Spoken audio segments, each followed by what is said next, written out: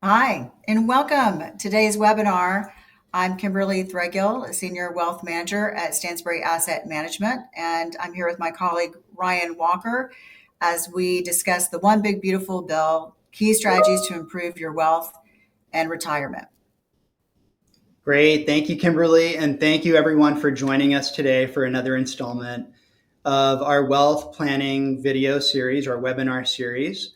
I'm a senior wealth manager here at Stansberry Asset Management. Kimberly is beaming in from the East Coast, from New York City, the SAM office there. And I'm beaming in from our brand new office in Camas, Washington. So we're going to have a coast to coast conversation today. And who doesn't love a great discussion on tax reform and recent changes? So today's key subject matter is going to be focused on that one big beautiful bill that was passed on July 4th and some of the key strategies to improve your wealth and retirement. Some reminders before we kick things off.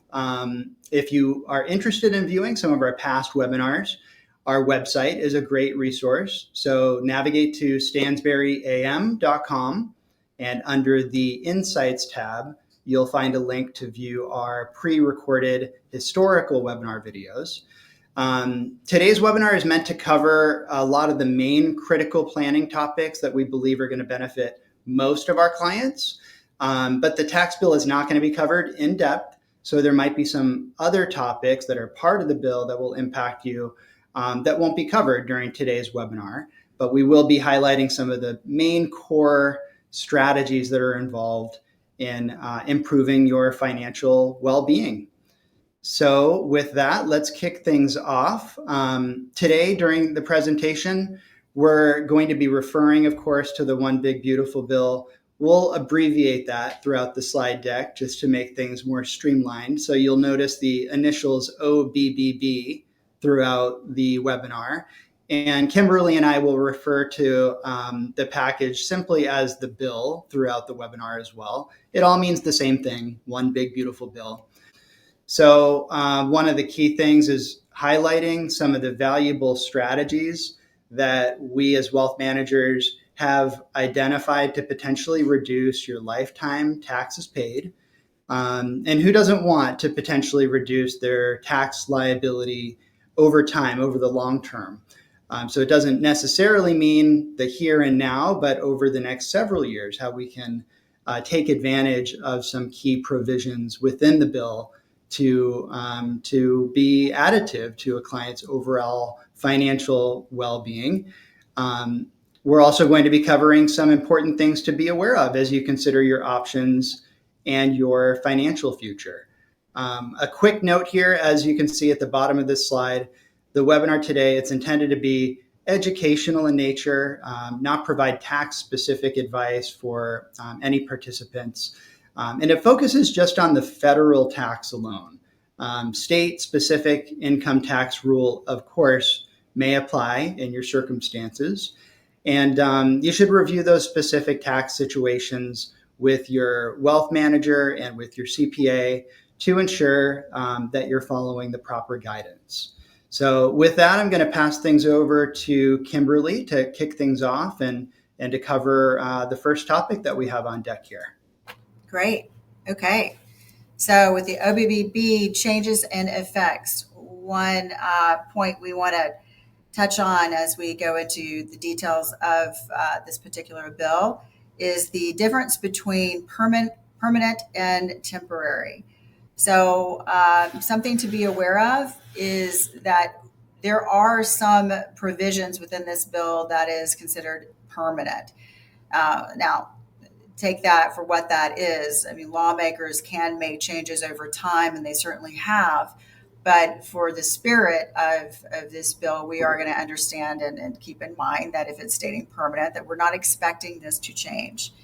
Now, the other flip side of that is there are certain provisions that are temporary.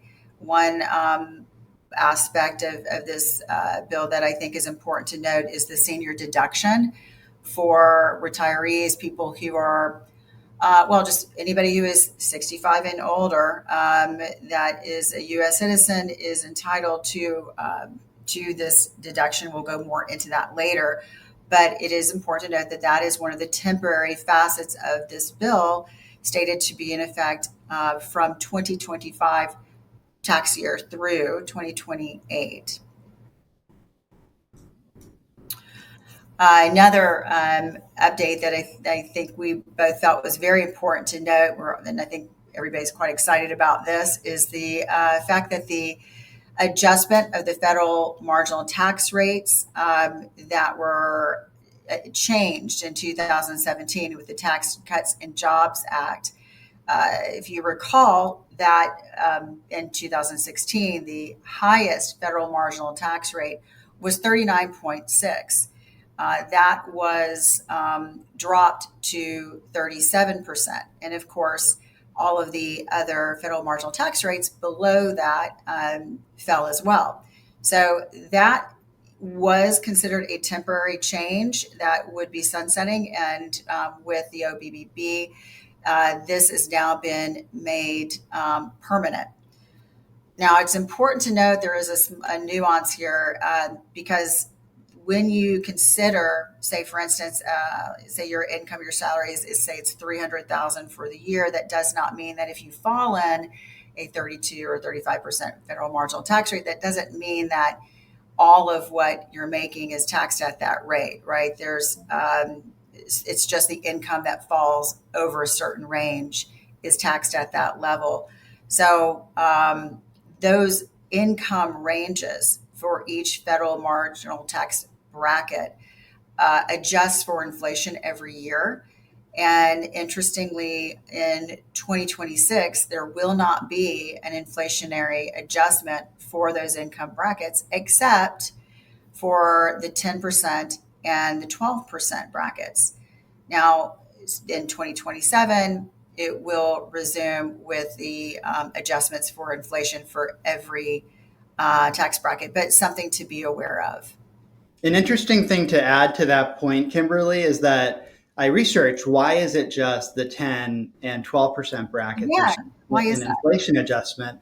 So it actually comes down to the total cost of the bill, and indexing the other brackets actually would have put the total cost of the bill over an acceptable level, and it could have jeopardized the passage of the bill. So lawmakers ultimately decided to just provide that inflation adjustment to the 10 to 12% bracket. For anyone out there who might get a pop quiz question from the from a local neighbor or something like that, or a friend, at least you'll know why.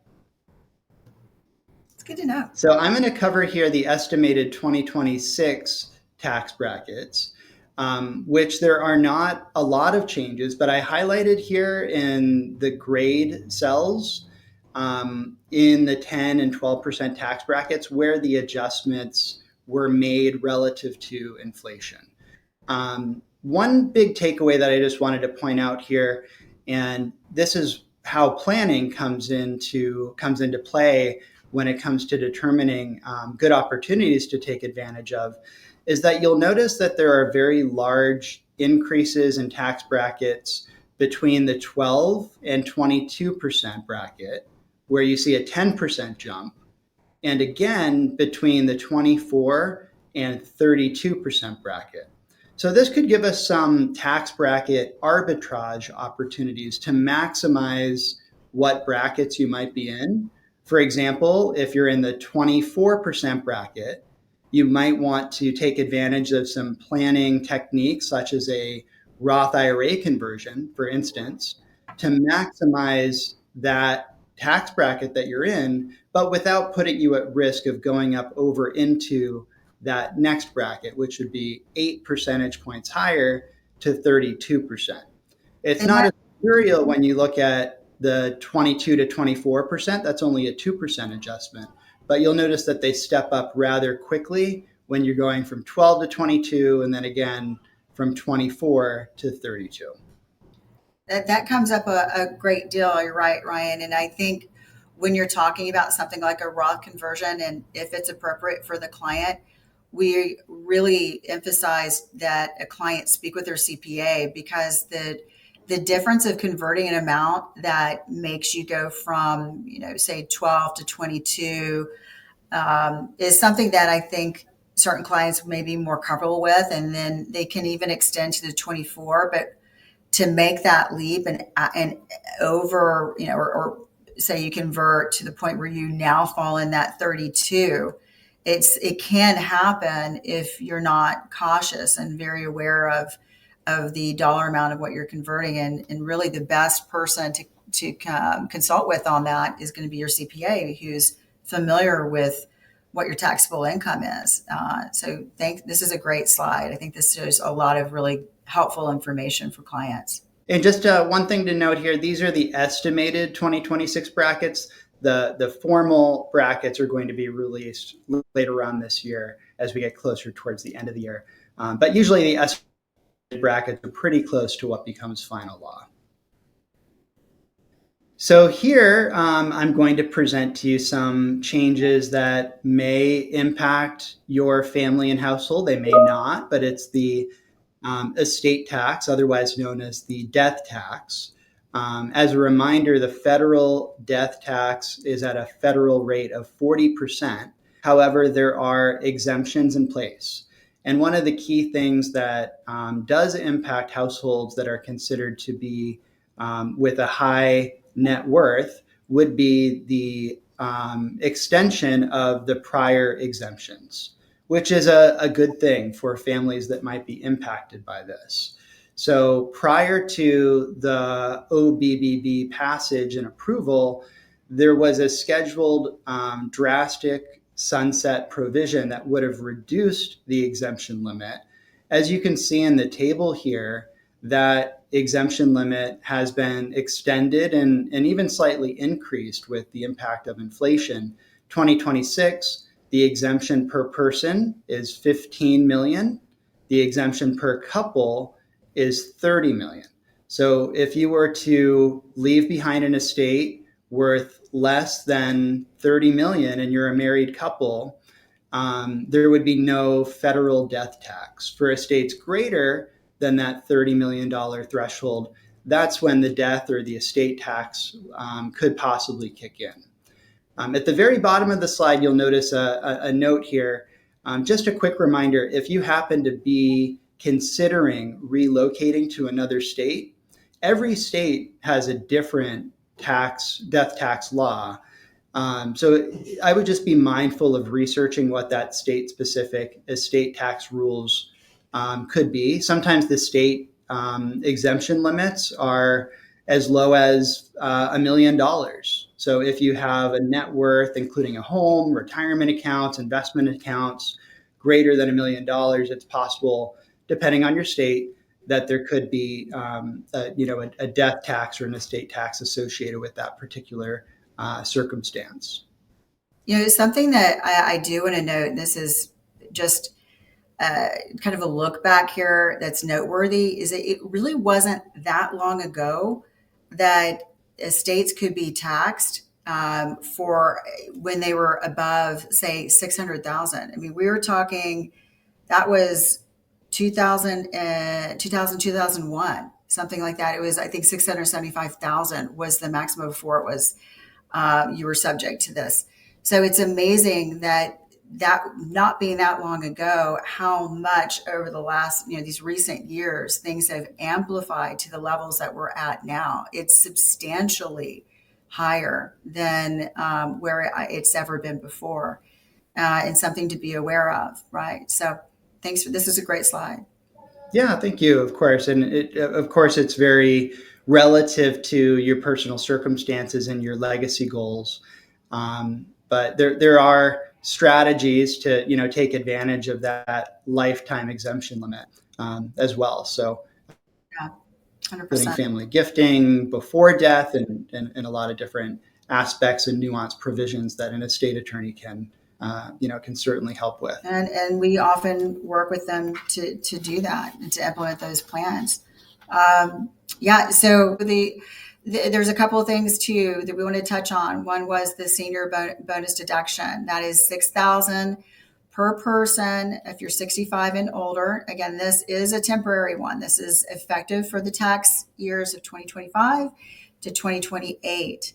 Now, this deduction is allowable, but there is a phase out effective here. So this has come up quite a bit, I have to say, Ryan, with clients because, we are aware that when they're looking at whether or not they're risking being in that phase out range for singles, it's modified adjusted gross income, right? So your modified adjusted gross income is going to take into effect not just the taxable part of your Social Security, but your entire amount is what they're going to calculate, include in that figure.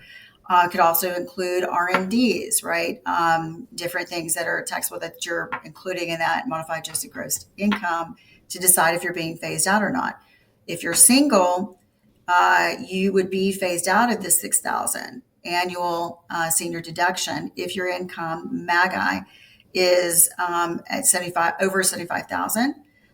In between 75,000 and 175. For married filing jointly, it's 150,000 to 250,000. And so if you have two people that are 65 or older and they're both able to have the senior deduction, you also have to look at what is their income. And this plays a part too in talking about Social Security and when if both of them have not both taken into account what that increased income is going to be. But keep in mind that there is a calculation you can do to figure out if you're in the range to be phased out. 12,000 is a substantial deduction. That's an above the line deduction for seniors for those years. So you can calculate and take a look at what that phase out is, which would be 6 cents for every dollar that you're within that range. But I think a really great thing for seniors. This is very well received from the clients I've spoken to. Agreed. And one thing to add is that Social Security, while there was the hope, the expectation that it may become a tax-free benefit, it wound up not making its way into the final version of the OBBB. So this was lawmakers' way to provide an additive tax benefit for folks. So it is an extra perk.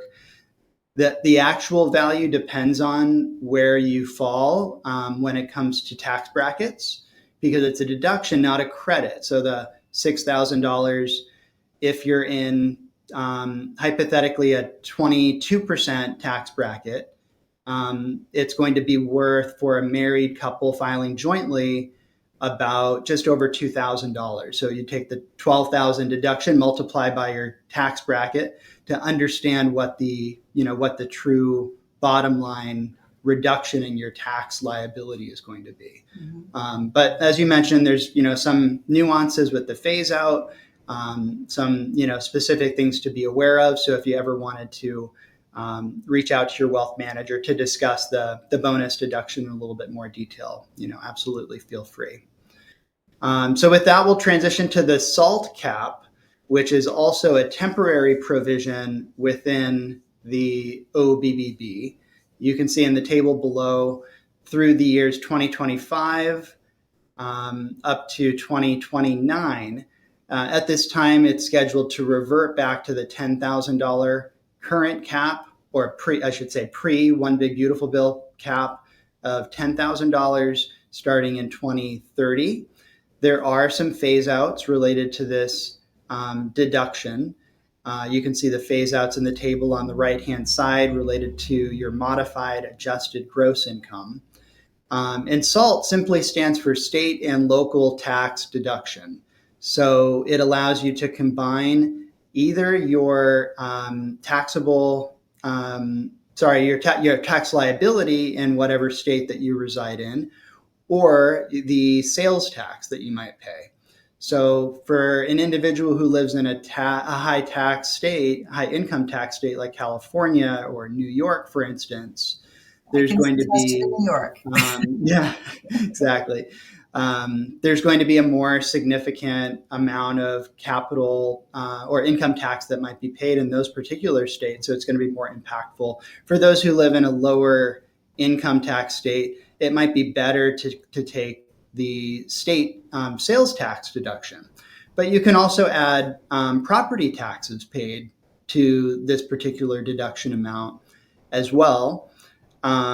The only exception to that would be if you have a rental property or real estate business properties. You can't include those property taxes, but if you have a vacation home, you can, because that's considered a state and local tax that's paid.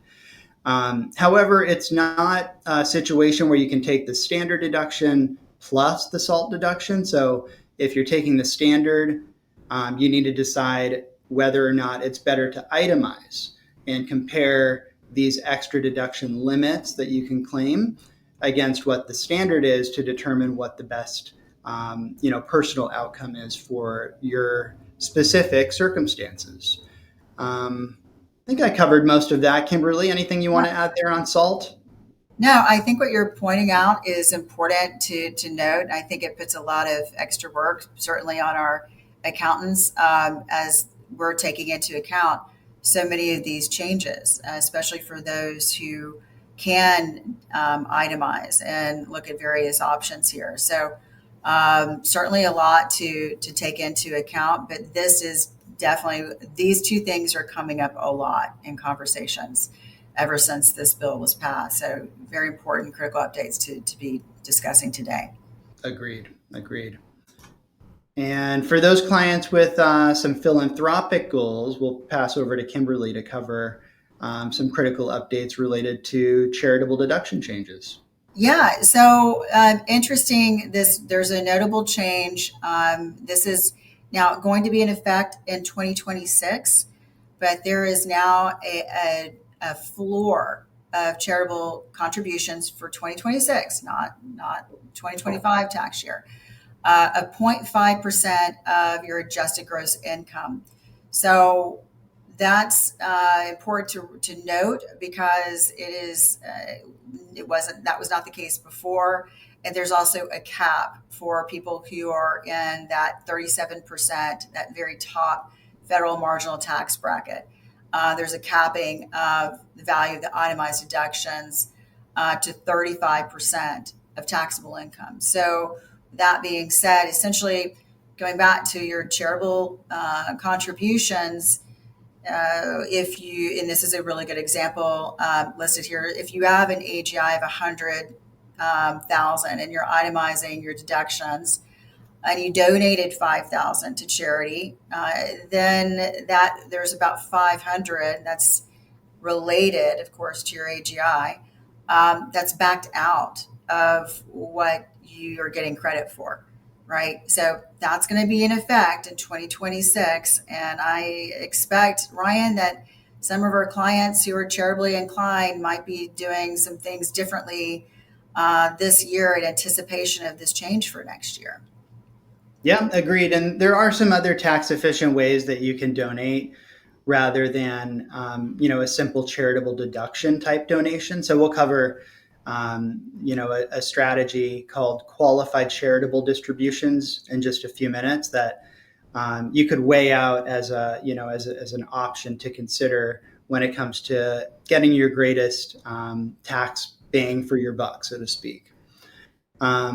And now that we've covered some of the major changes stemming from the One Big Beautiful Bill, let's move on to review 5 of the key planning strategies that we've been talking to clients about recently. The first up is Roth IRA conversions. Roth IRA conversions. I mean, what more fun to talk about than these things? We see this a lot. I'm sure anybody who's on LinkedIn, I've seen so many articles and webinars on this particular subject. It's important to say that when you're considering a Roth IRA conversion, one of the basic things that we talk about is, look, if you've got a sizable traditional IRA, 401k combined amount, especially if you're married, filing jointly, and you have 2 people and a couple and they're close in age, what is that aggregate amount of tax deferred savings that the IRS is going to require you to withdraw at a certain dollar amount every year. So keeping in mind, if you were born in 1960 or later, then that requirement of distribution time frame has been pushed back until the year that you turn 75, which allows for a lot more time for those savings to compound. So what has come up with a lot of clients is saying, okay, given the size of our tax deferred savings, I may end up with a six-figure RMD. And if I do that at that time, certainly by the time you're 75, you're already taking Medicare, highly likely. And that six figures added, which is dollar for dollar, like a salary, added to your taxable income, is likely to create or what we call an IRMA effect, right? So it's adding a premium to your Medicare premium, but it's making it a little bit more expensive for your premiums because your taxable income has increased. So when we are considering our Roth IRA conversion, we are looking ahead. The whole concept of this is delayed gratification. Not the most popular thing, Ryan, in our culture today, where everything is how fast can I get it? Right? This is the opposite of this. This is saying, are you healthy? Right?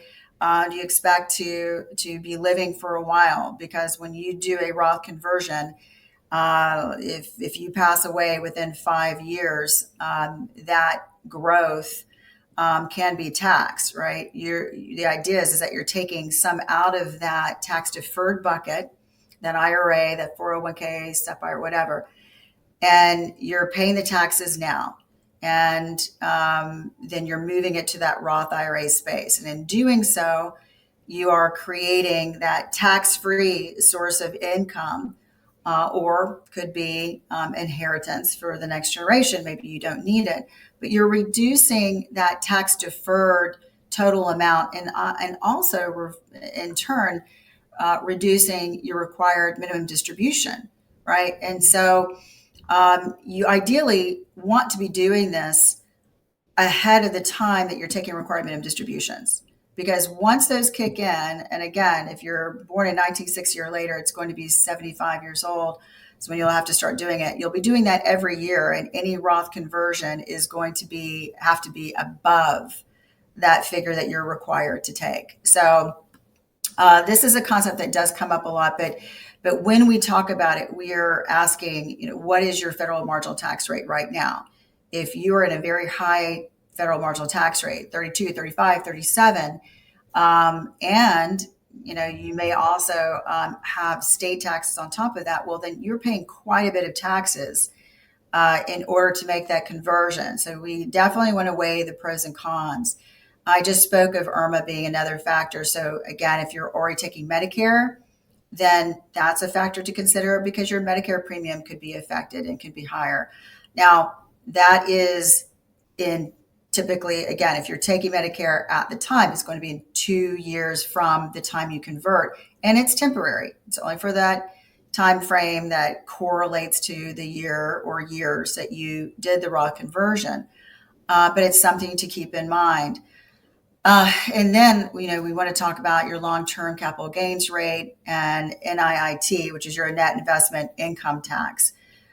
So as you convert, let's say, $100,000 in a year, that is adding that as income. And you could, if you're in a certain range, go from a 15% long-term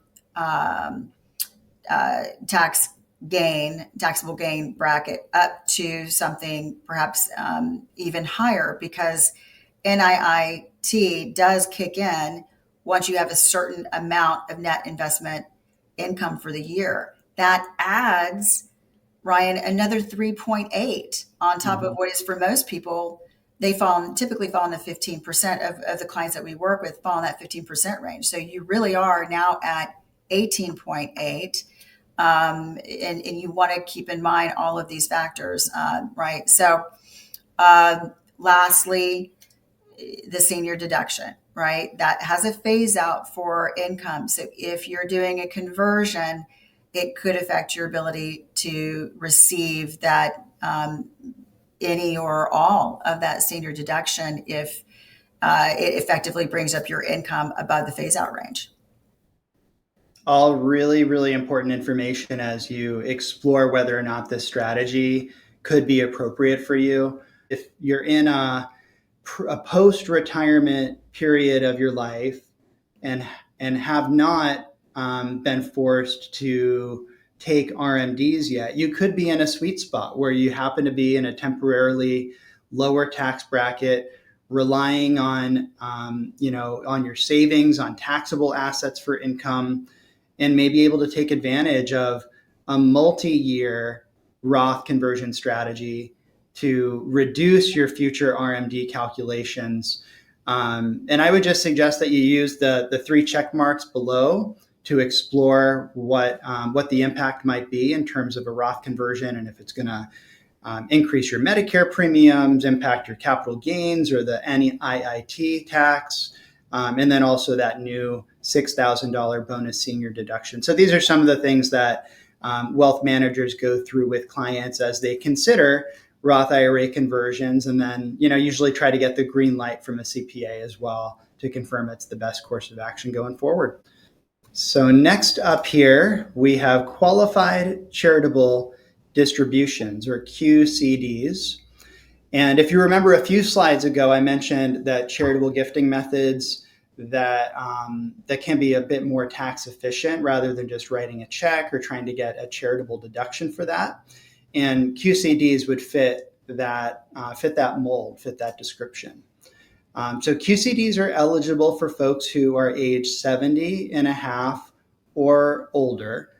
They can donate up to $108,000 in 2025 directly from an IRA, a traditional IRA, mind you, to a charity.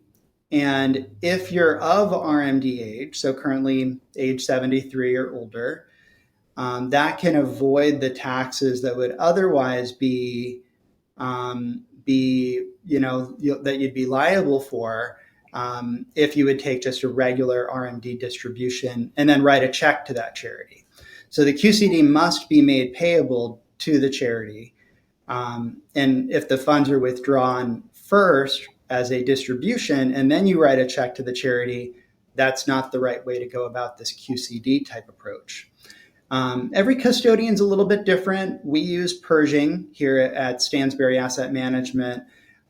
So in that case, the check for a QCD would be mailed directly to you, made payable to the charity, and then you would forward it along to the charity. Either hand deliver it if it's a local charity, or include a note in terms of what you're looking to support is a great approach to make sure that it gets into the right hands and that the charity uses it as intended. Quick note that it does require IRS qualification as a charity, so it needs to fall under the tax code 501c3 as a public charity. And a reminder, it's not considered a tax deduction because a QCD actually avoids the taxability of the distribution altogether. So federal and state income taxes are avoided with this. I would just remind folks to keep good records if you are making a qualified charitable distribution, and provide those records to your CPA or accountant when it comes time to file taxes, so that you're not taxed on what is actually going to the charity directly. But a great strategy to try to be philanthropic, which we're grateful a lot of our clients are, and they use this QCD method to both save on taxes and then also give back to charities that are very near and dear to their hearts. Yes, and I would say too that is important to note that when a client chooses to do a QCD, that is still they're going to receive that tax form, right? That 1099, that's going to show that required minimum distribution amount that was withdrawn. That in and of itself is not enough to have the charitable donation recognized, right? You've got to have also for your CPA that letter from the charitable organization or the check, which something to note is that check is made out directly to the charity, right? We do that so that it goes directly to the charity. There's no way that the client is taking those funds, but these are things that you bring to your CPA that it creates that QCD effect, if you will. Absolutely. Great reminder. Keep those good records, make a copy of the check, the letter that you received back from the charity, and you should be good to go. So now we're on to donor advised funds. So this is Kimberly's specialty. I just It's just another charitable option to consider. Yes, and at SAM, we do offer donor advised funds, otherwise known as DAFs. We like our acronyms in the world of finance, don't we? So, so donor advised funds, you can contribute cash, you can contribute stock. Often, highly appreciated stock is a great idea. Even crypto, if you want. And when you the process is really simple here at SAM. We do have a minimum. I will say we try not to start with anything less than 50,000 for a donor advised fund. But what we do is we have a simple process of opening up the donor advised fund for the client. The assets are brought into that donor advised fund, and at that point of when the assets are brought into the DAF, the client will receive in that tax year the credit as though these assets were given to that charitable organization. And it's important to note that donor advised funds, when you're working with an institution like SAM, we work with what is a sponsor organization that's also a nonprofit. And so there's some administrative facets to this, because it needs the sponsor just affirms that each grant, which is easily done online by the client, is going to a true 501c3. So they kind of manage that, but they also know what tax year these donations were made to, or granted to the donor advised fund.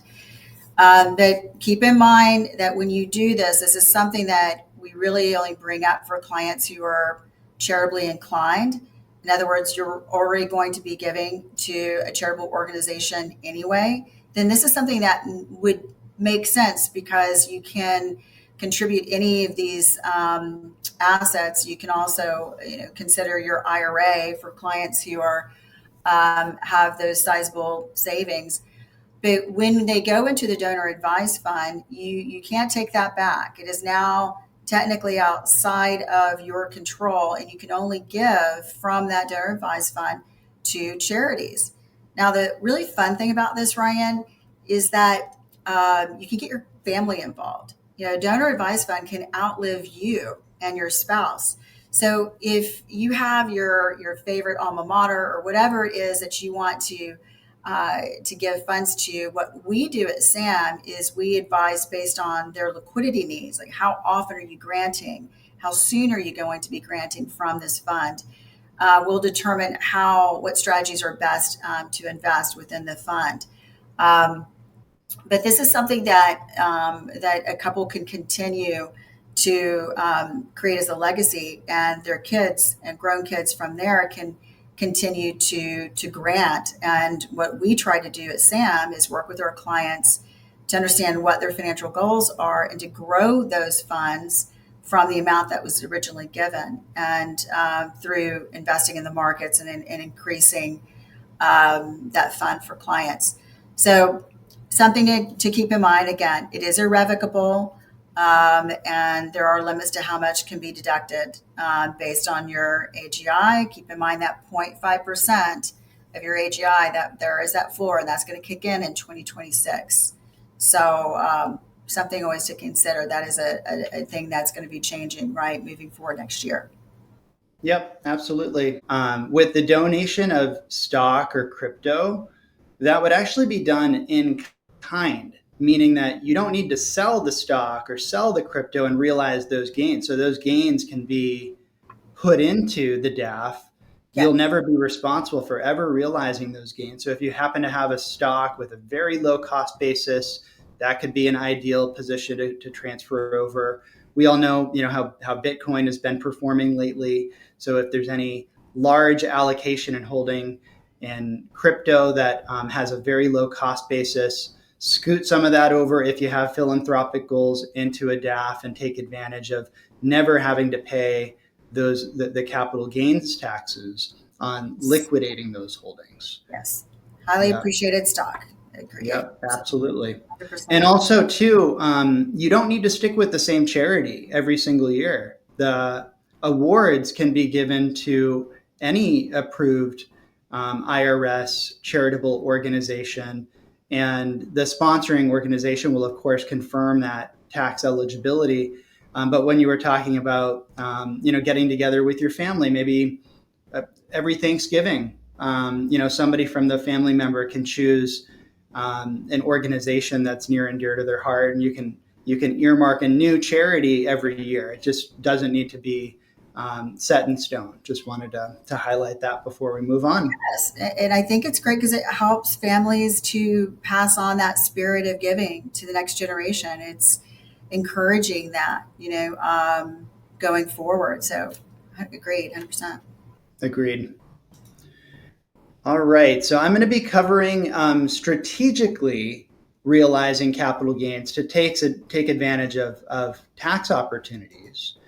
One little known strategy, which may not impact a vast majority of the clients that we work with, but it's the fact that under a certain taxable income threshold, long-term capital gains can actually be realized at a 0% tax rate. And what this allows investors to do is to lock in those gains, of course. It resets the cost basis at a higher level if you buy back the same stock that was sold or you invest in other investment opportunities. And then it eliminates the future tax liability, all without paying anything towards federal taxes. State tax may apply in your circumstance, but the below table here is meant to illustrate what kind of taxable income thresholds you need to be at. This would be after deductions, after the standard or itemized deductions for tax year 2025. So take, for instance, if you're a couple, married couple filing jointly, and you determine that for 2025, your taxable income may only be $50,000 after deductions. This gives you about a $46,700 buffer to realize capital gains that would be taxed at a 0% rate. You can't go over that taxable income threshold of $96,700. Otherwise, it will move up into the higher bracket, which would probably be 15%. But if you happen to be, post-retirement, you no longer have an earned income, maybe you're not on Social Security yet, you're living off of cash or taxable asset brokerage account savings, it might make sense to consider this sort of arbitrage opportunities. Before RMDs kick in and you happen to be in that sweet spot of being in a low tax bracket, low tax situation, could be a great opportunity to explore with your wealth manager and your CPA. Awesome.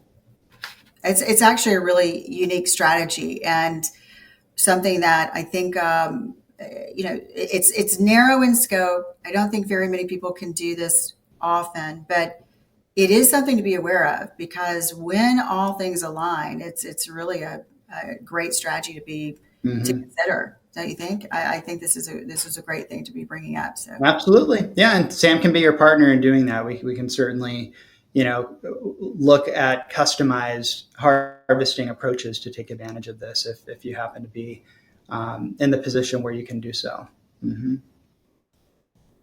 So our last topic here in terms of the 5 planning strategies that can be related in some way or another to the One Big Beautiful Bill is this superfunding idea of retirement contributions.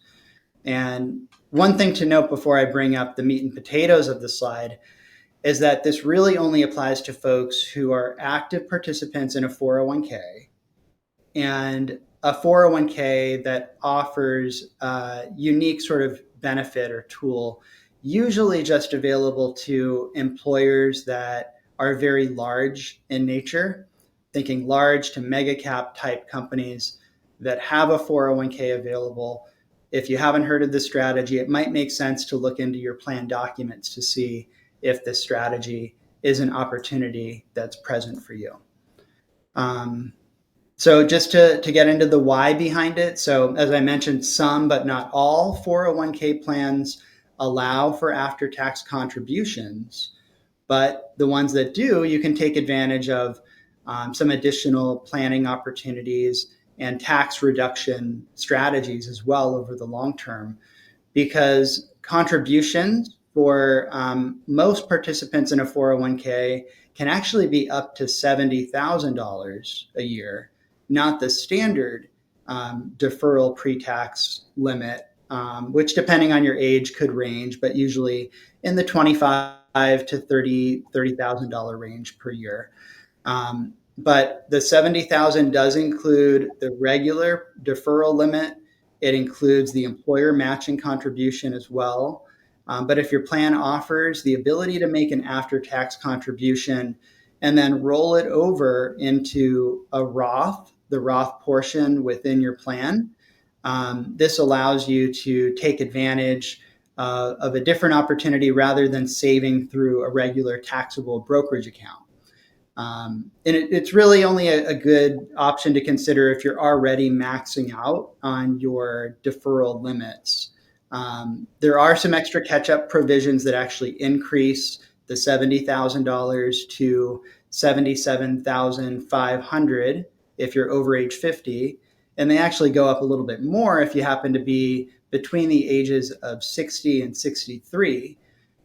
Because you do get an extra catch-up provision for those specific years.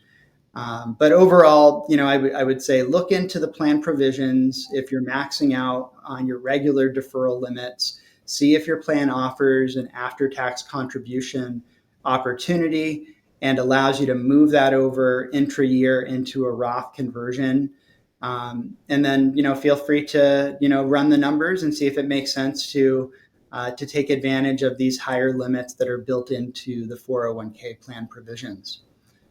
Anything that you'd like to add to Yes. this? Well, because as we were preparing for this webinar, and I was like, this is great. But how often, we do a lot of financial plans at SAM, and I have yet to see a client that has actually saved this much in their 401k. Lots that will max, but I haven't seen this figure. So we really didn't we, in preparation, really drill into the well, like, okay, how does this work? And we did some due diligence to find that indeed it is a matter of going in and double checking your particular plan, because I don't know that it's advertised very well. And I wonder if some of the clients that I have are just unaware that they may be able to have this extra amount of savings, because if you can save within your retirement plan after tax and manually shift that to a Roth, upwards of close to 70 to 77,000 in a year, these are typically going to be the kind of clients that are, retirement is on the horizon and they're really focused on it.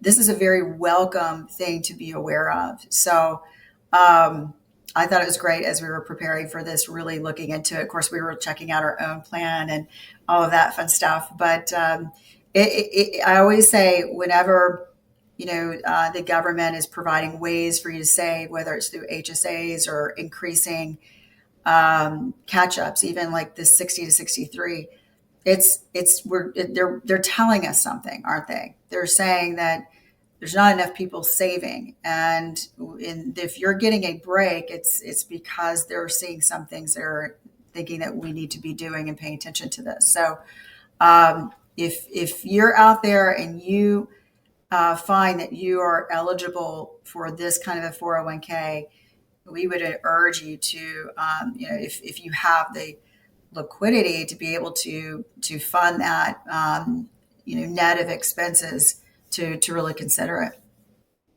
Agreed. Yeah. Great thing to add. And just one other thing before we move on to the wrap up here is that this sounds a lot like a backdoor Roth IRA contribution, and it is in concept, but it allows you to take advantage of these Roth contributions in an indirect way, in a backdoor type of way, but through your 401k in an automated way and at much higher contribution levels than what's available within an IRA, especially through a backdoor Roth contribution. Substantially more. Yeah. Agreed. So one thing to make note of, as we have at the beginning of the webinar, but we'll do so again, is that we aren't tax advisors. Yes.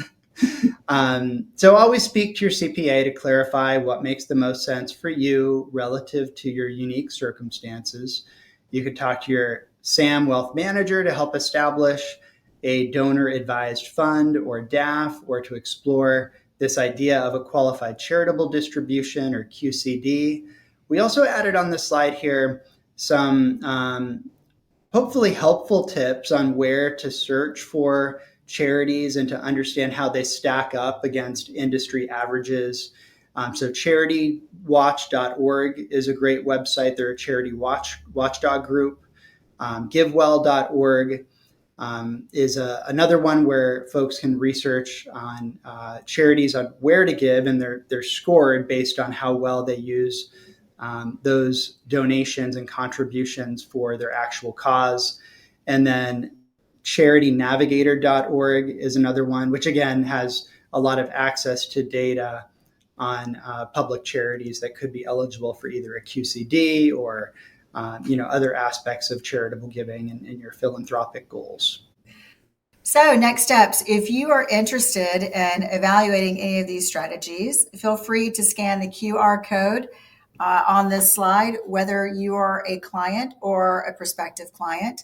And an automatic email will come to you to schedule some time with either your wealth manager or with somebody else from our team if you're a prospective client, where we can also offer you a complimentary review.